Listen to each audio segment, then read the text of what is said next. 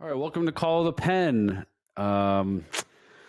Steve, good thing you're not a GM because Angels suck, and I feel bad for Perry because that guy might be fired, and you loved his trades. So I was just okay. Well, I was excited they actually went for something instead of just cashing in, trading away Ohtani.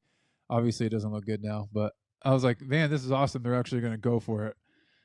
When all their backs were against the wall, it didn't look like they were just going to flop. He went for it, and now they have to flop. And it's a bigger like flop. It's like a not belly only flop. did he go for it and not trade Ohtani, Ohtani probably can't pitch next year, and they got zero prospects out of it, and now they just basically released half the team. Yeah, but you can't. I mean, obviously, you can't predict Ohtani getting hurt like that bad. He even said they asked him to go get imaging a month ago, and him and his agent declined. Wow. Well, I wonder why. Yeah. Well, it's like, yeah, I see what you're saying about the GM side of it. However, I guess Ohtani is like, I wonder why he declined. He's about to make the Yeah, I mean, I feel bad for both. Oh, it's tough. The guy's second or third year as a GM, Third year, and he's facing the probably career-changing decision right here. I don't know. He's doing everything he can to get like Trout and Ohtani in the playoffs, and it's just Trout can't stay healthy. I don't know. How about he comes back and then he goes on the IL the same day Ohtani tears his UCL? Something's going on there. They just got, I don't know. They got to like blow the stadium up and start over or something. Go back to the Anaheim Angels. Can we get rid of the Los Angeles Angels? Yeah, seriously, go back to Anaheim Angels. Maybe that's the key. I know it's tough. Let's move on from the Angels. Let's stay in the AL West. Let's stay in the AL West. Mariners red hot, and I love how they use their bullpen. Yep. Yeah, the Mariners are on fire right now. 9-1. I'm looking at it right now. It's sustainable, I think, because they spread it around. It's not just normally normally it's like three or four guys they're doing, but they're literally spreading around. In the last week or so, they're not going back-to-back days. Yeah, and you know what? I'm looking. Yeah, Brash hasn't thrown in the last 3 days. 1, 2, 3. So today he'd be hot. 28 pitches 4 days ago. So he's got, their lockdown guy had plenty of rest. So they're spreading the wealth around well. It also helps with some run support. That way you don't have to use your back end of the bullpen as bad. So when they're just in one of those modes where everything's clicking right now, and it's a good feeling when you're on a team like that. They did the same thing last year right around this time. They didn't get in. They got red hot. No, it's a little biased, but you know what it is? Because even in 2021, when I was with the Angels, we played them, and their lineup wasn't good. Like, it wasn't that great. But their offense did enough. Their starting pitching was good.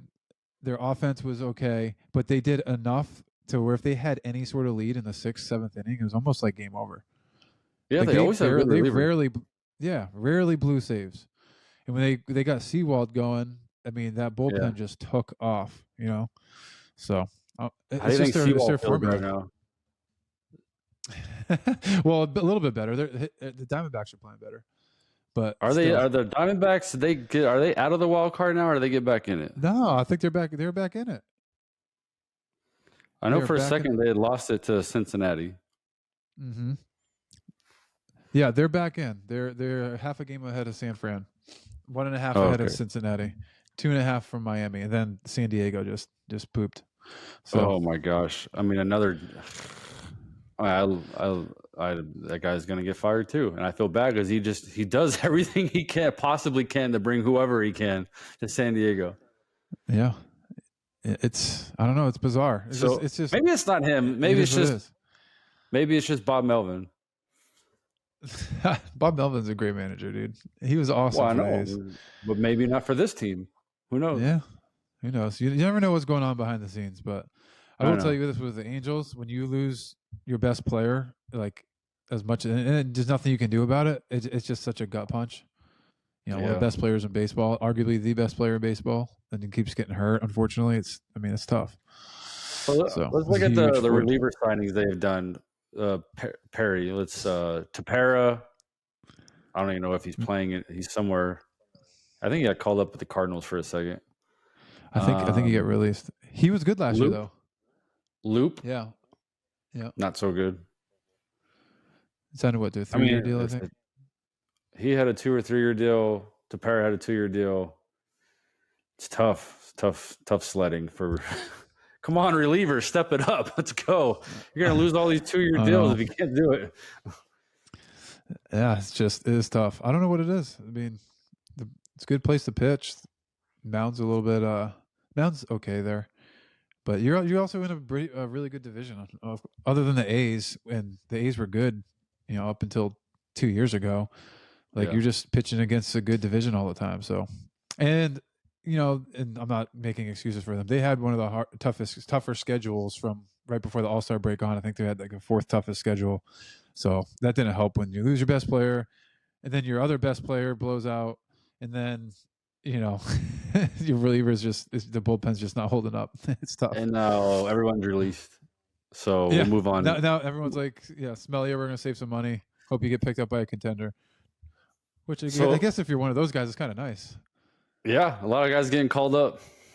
Unless you have a family, but other than that, it's like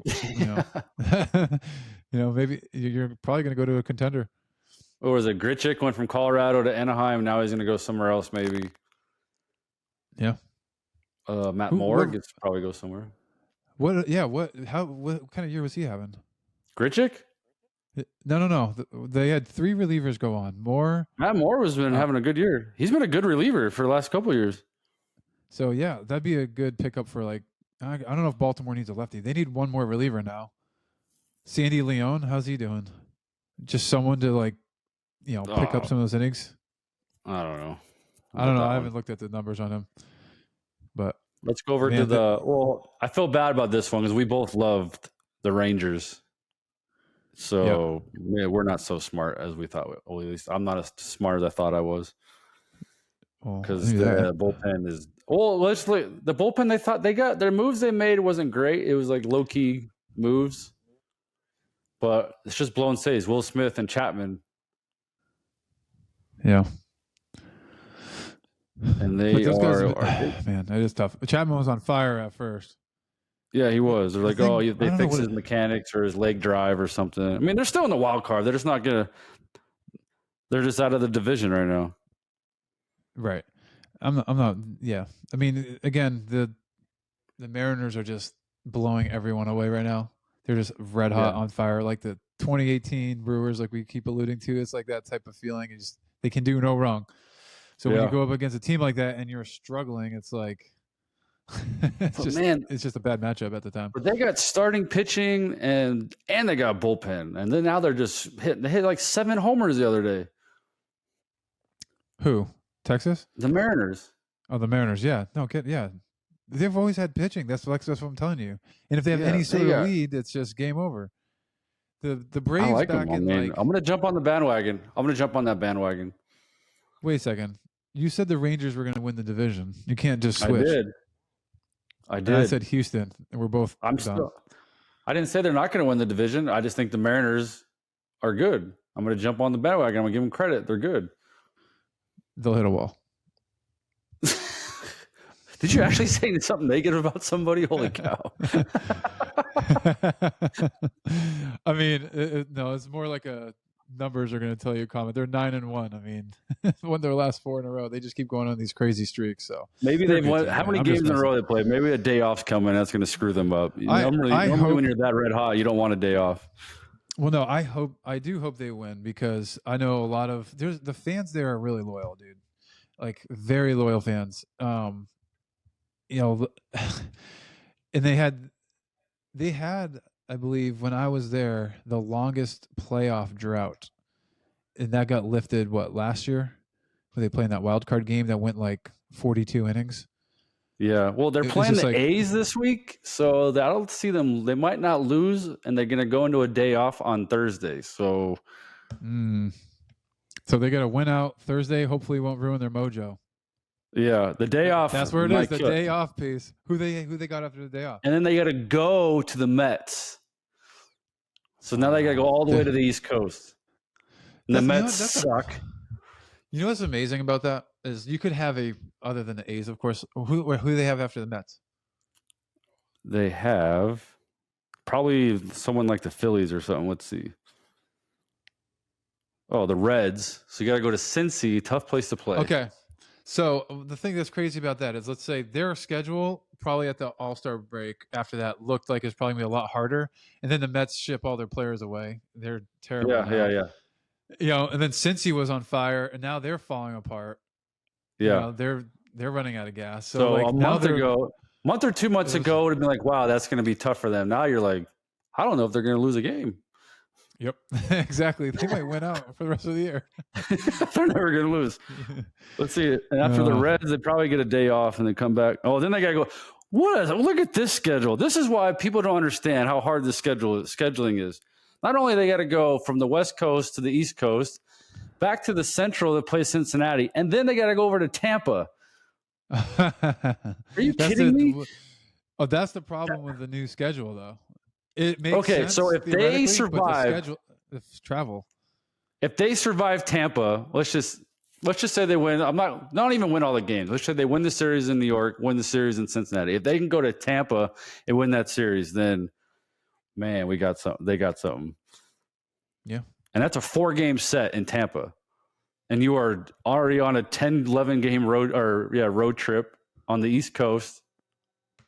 I mean, that's gonna. It is. You'll see what you're made of right there. Like, is this run we're on for real or what? Because that Tampa series is going to be huge. 4 games. Tampa's good. I know they slowed down quite a bit. They're still a good team, though.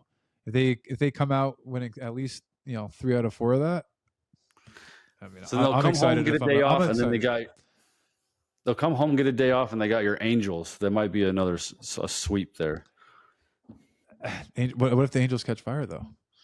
With who? I'm just kidding. The Salt Lake City Bees good?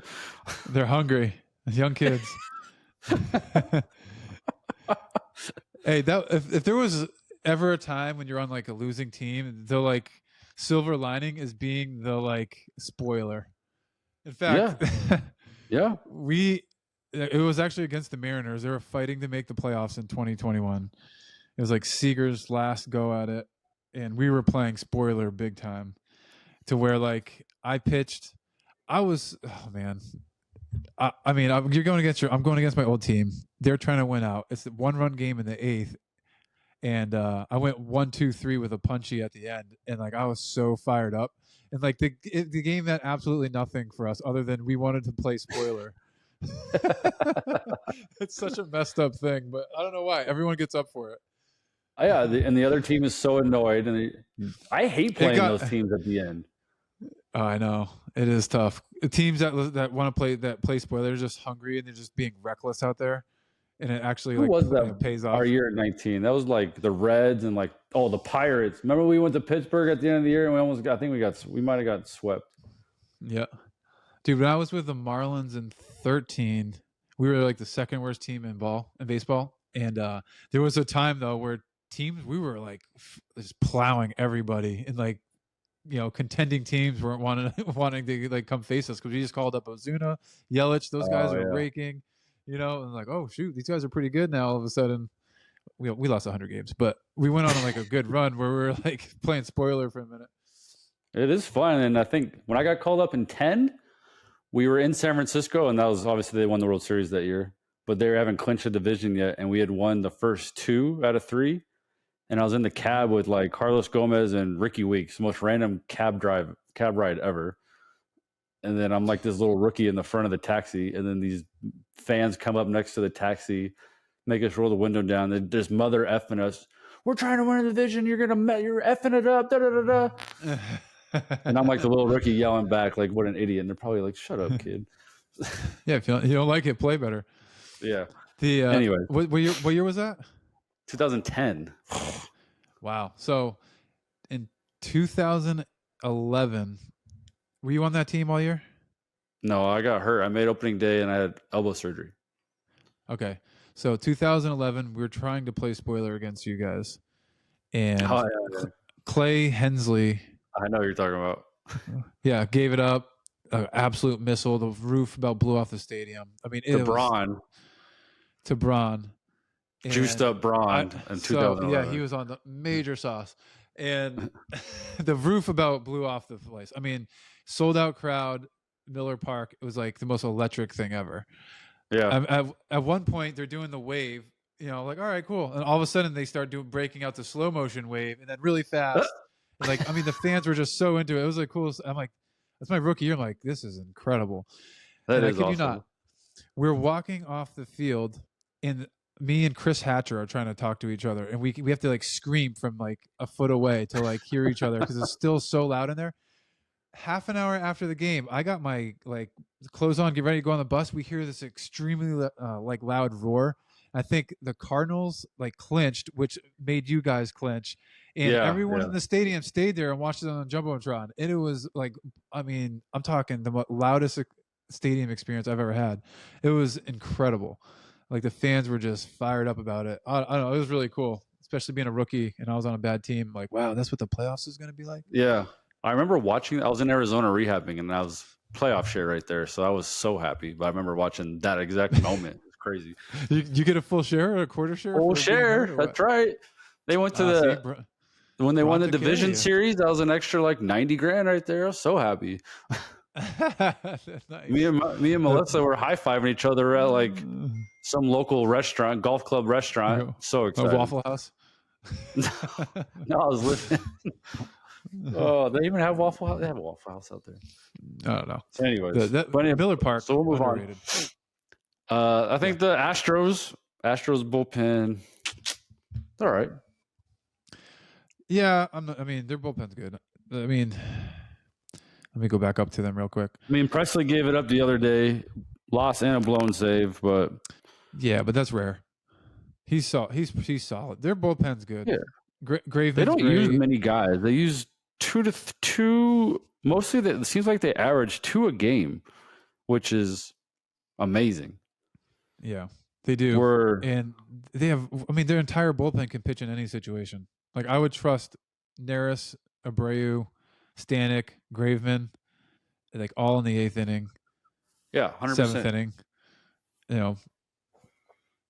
Even though they have no lefty, that's they're through scary. and through. That is they have true, no lefty, but I'm sure there's a reason. Well, obviously, I'm sure they would like to have a lefty, but those guys, they would have pulled a lefty, or they would have traded for a lefty at the deadline if they actually thought they needed one. They're so analytical there. Their guys, like let's say Stanek, for example, is great against lefties because his split is so good. He throws almost 100. Like he's your lefty specialist if you want him to be. Neris' changeup.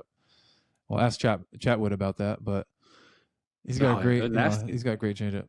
Yeah. By the way, don't ever get stuck in the conversation with Stanek. Like you're not getting out of it. He's great, dude. He's classic. Super nice guy, but man, once he gets on a rant, it's like, oh my gosh, is there anywhere else I can go right now? Hey, you know who else? You know who's awesome in that locker room? When I was in spring training and just had great conversations with him. I'm a pretty quiet guy, and this guy's really quiet. Is Greinke. My locker was next to him. Dude, it was the best. His stories are amazing. Like I had to ask him about what happened with him and Puig, the legendary story of him launching his suitcase down the street. He went on like a 40-minute story when we were just chilling. It was the greatest thing ever. He is a legend. He's one of the best. I remember that's the first guy I get introduced to watching someone play video games in the clubhouse, but he was like sitting Indian style in the hallway. I'm like, what in the world? It was like my first full season. Here's Zach Greinke in the hallway with his computer playing video games. And I was like, I didn't even know that was allowed. Yeah. Hey, that was also the same year he broke his ribs playing pickup basketball in spring training. Oh, wow. Yeah. He's a sick athlete, though. I'll give him that. Yeah. One of the best. But he does whatever he wants. He's great. All right, let's switch gears. This is I just happened to come across this. Have you seen the Blue Jays workload here? Yes. Whoa. I don't know if there's I haven't paid like super close attention to it, but we got a lot of guys in the bright orange and one in the red. Jordan Romano threw 36 pitches in an inning. Like, without getting a loss or a save or anything. Like, that's amazing. Just grinded through it. He must have given up some runs, but it wasn't a save. So I'm confused on that. I gotta go back and look. But yeah, they're starting pitchers. They're good. They got good starting pitchers. Oh yeah, and by the way, but they're super analytical. So remember earlier this year, Hicks was struggling, just couldn't find the zone, and we're like, man, Yeah, we I liked wish him I a had lot that. though. Yeah, look at he's killing it right now. And they got Genesis Cabrera. They just got all the guys from the Cardinals and said, yeah, we'll give you a shot, and you're gonna be really good. Oh They're a man. frustrating team though. Like they're just not. I mean, they're over 500 obviously, but I just feel like they're not as good as they should be, and they just lost Bichette. Mm-hmm. So I feel like there's a common theme going on when I'm looking through these bullpens, and this is going to sound stupid, but every bullpen that's kind of split their workload or has offenses that have been just smashing. So they're able to do that. Whereas you have a team like the Brewers, whose offense is always super hit or miss, not the greatest. Their guys are grinding too. Like it's just they might hit a wall. tough to sustain. Yeah, it's tough to sustain that type of workload, man. And Counsell loves going to his bullpen, and he loves his matchups. Mm-hmm. And this isn't the normal September. Normally, they always got saved in September, and they brought in 1 million relievers, and they would just bullpen the heck out of it through September. Yep. Let's look at the old... Devin Williams only pitched twice last week, which is huge. Oh, there it is. I don't know. I haven't looked at the Rangers offense, but their workload's pretty heavy right now. Oh, that's the one, because if Evaldi's not back yet, I don't think, right? So if Scherzer is going 7 to save the bullpen, but the other time the guys aren't getting a day off. Yep. Twins bullpen taking it a little bit. Same thing. They're just like good starters, but they love to chase the punchies, so they don't go deep at all. Even Sonny Gray doesn't go deep. Now, surprisingly, the Rays bullpen's looking pretty fresh. They must have made some moves. Other than Adam, who's their like go-to guy, I mean, he's thrown 3 out of the last 5. It's been kind of nice. Yeah, they're smart. Pitches his last 5. They're very flexible with their roster, so they always, if there's, send a guy out right away. Mm-hmm. Or how about, do you see the Red Sox? Bear Claw went 4 1/3. Like that guy is a 1-inning guy, and the guy went 4 1/3 yesterday. Did he really? So is that what his role is? Is he? I saw him give up a tank to Altuve. I'm going straight on the IL before I get released right after that game. Yeah, but he just got picked up. You're just going to say no thanks, and you're going to be like, all right, we'll just call up a young guy. Smell you. Go back to they're going to release you. You're 100% getting released because they went starter, then Bear Claw. So you're getting released. Yeah. And I'm hurt. I'm sorry. So that's the thing, right? He obviously got sent down because he's not on the list today. That is the worst thing ever, right? You're sitting in the bullpen. You got your core group of guys. Let's say 4 guys that that are going to be there hopefully all year long, pending no injuries. Excuse me. And they call these guys. They call these guys up, and all of a sudden you see a starter struggle. He goes 3, and then you watch one of your guys that either gets called up or just signed, just absolutely wear it. And like after the game, you're in the search for the Grim Reaper coming through the locker room to grab that dude and say, "Hey, you got to go down," or "Hey, we got to release you," or whatever. It's like, oh, it's the worst thing ever. The worst. When you're running into the game, you're the guy. Like you just know you're the guy. I've had that feeling. Doesn't matter how good you do. Doesn't matter how good you do. You're going down. I had that feeling one time. It was in 2020. I'm like, it doesn't matter how I pitch right here. I'm going to get sent out. So I just try to just blow my arm out. I'm like, whatever. I'm just going to let it eat and see what happens. 2020? You really got a $7 million deal. I played terrible. I pitched terrible. I came in spring training hot, like ready to rock. I felt great. Had a good spring. COVID hit. I tried to mess with stuff in the backyard, throwing into a net, like throwing across my body to get more sweep on my slider. And then next thing, I was throwing harder. Your videos. And my 2-seamer was so flat. It was the worst it's ever been. And then I just got rocked. I'm like, oh, now what am I going to do? So where I was starting to figure it out a little bit. And then, you just run out of time. It was the end of the year by that point. It was a 2-month season. 60 games. So, yeah. So it's the clubhouse culture in Chicago that got you. That's what. It was a lot different then, but dude, I don't know if anyone had a good clubhouse culture in 2020. Did you guys? Oh, Miami was it. We had COVID. We were all locked into the hotel.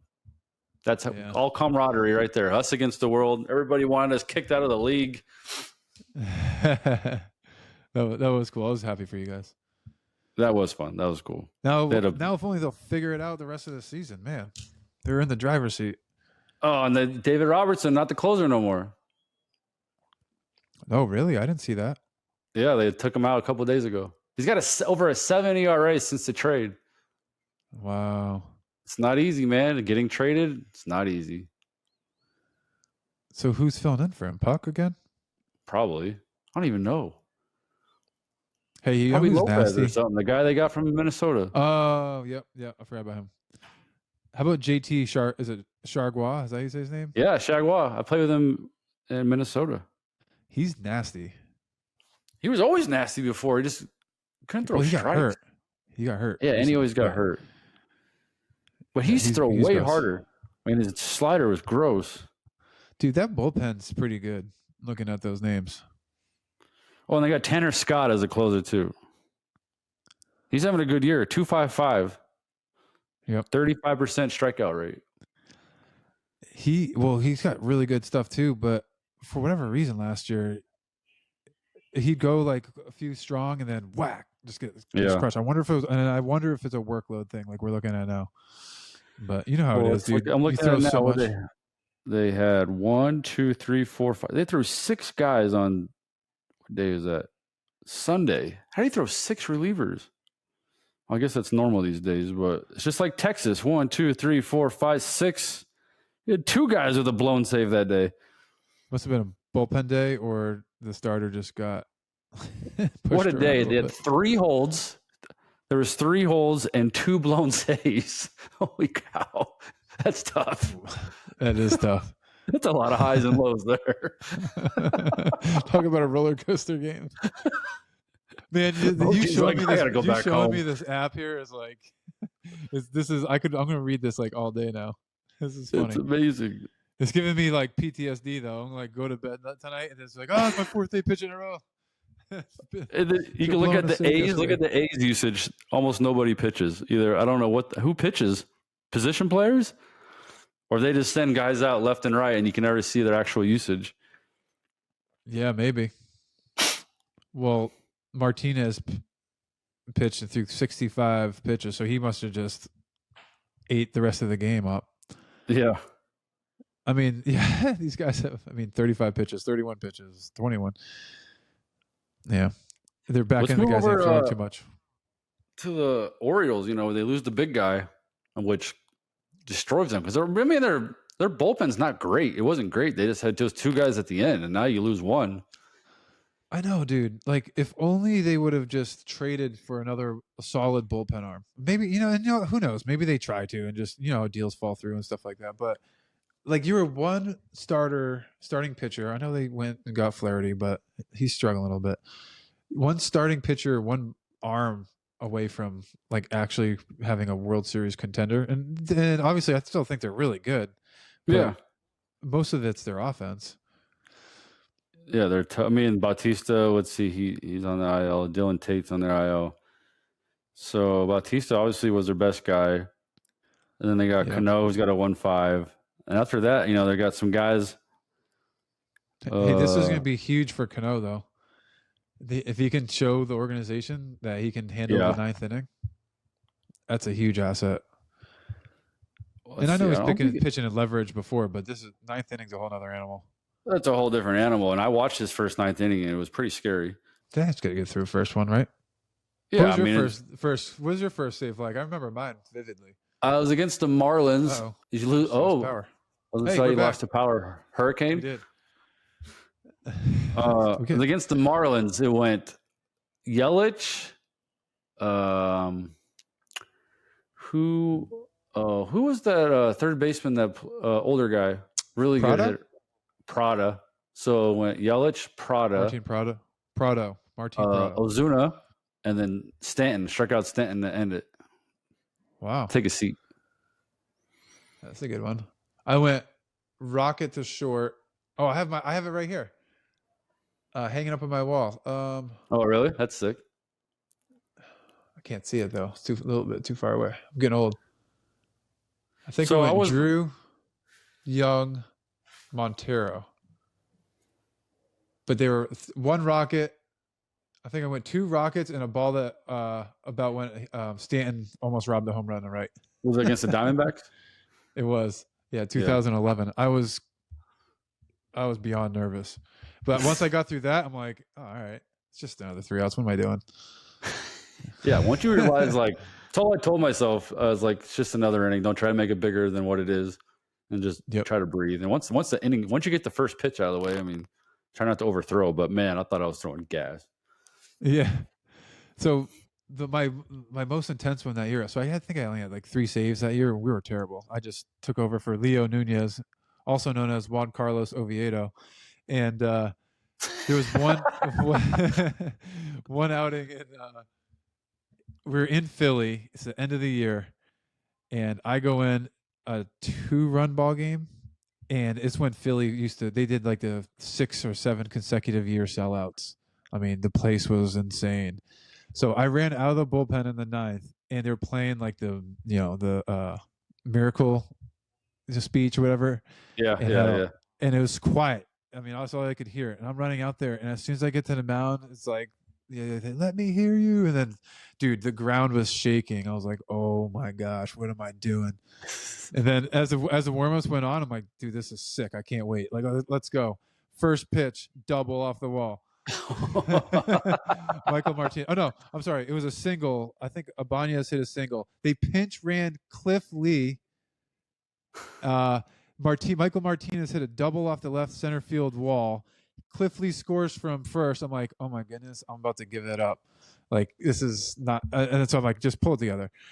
So one way or another, I got a runner on first. I think we were up 3 actually. And long story short, I got a ground ball double play to end the game. I threw like the biggest fist pump ever. And Logan Morrison's like, you only get 1 fist pump a year, and that was it. It was well deserved, but don't do it again. Forget that. I was always fist pumping, especially in the closing situations. Fist pump my ass off.